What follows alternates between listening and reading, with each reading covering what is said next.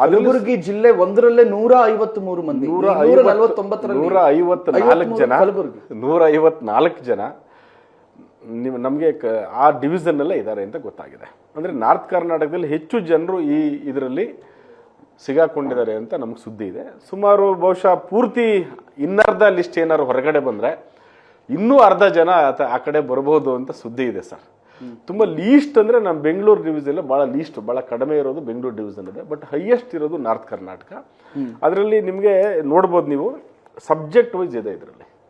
ನನಗೆ ಇದಕ್ಕೆ ಹೊಣೆ ಯಾರು, ಇದು ಯಾವಾಗಿಂದ ಶುರು ಆಗಿದೆ, ಇದರಿಂದ ಈ ಎಲ್ಲ ಇಶ್ಯೂಸ್ ಕಡೆ ಈ PhDಗಳನ್ನ ಕಂಟ್ರೋಲ್ ಮಾಡೋದಕ್ಕೆ ಸರ್ಕಾರಗಳು ಕೂಡ ಒಂಚೂರು ವೈಫಲ್ಯ ಆಗಿದೆ ಅಂತ ಕಾಣಿಸುತ್ತೆ ಸರ್. ಸರ್ಕಾರ ಅಥವಾ ಇಲಾಖೆಯ ಸಹಕಾರ ಇಲ್ಲದೆ ಇಷ್ಟು ವರ್ಷ ಇಲ್ಲಿ ಮುಂದುವರೆಯಕ್ಕೆ ಸಾಧ್ಯ ಇಲ್ಲ. ಎಲ್ರಿಗೂ ಗೊತ್ತು, ನಿಮಗೆಲ್ಲ ಸಾಧ್ಯ ಇಲ್ಲ. ಅದಕ್ಕೆ ಹೇಳಿ ಇದನ್ನ ಬಹುಶಃ ಈ ಕೆಲಸನ ಭಾಳ ಹಿಂದೆನೇ ಮಾಡಿದ್ದಿದ್ರೆ ಇಷ್ಟೆಲ್ಲ ಸಮಸ್ಯೆಗಳು ಆಗ್ತಿರ್ಲಿಲ್ಲ. ಇವ್ರು 10 ರಿಂದ 15 ವರ್ಷ, 8 ವರ್ಷ, 5 ವರ್ಷ ಪಾಠ ಮಾಡಿದ್ದಾರೆ.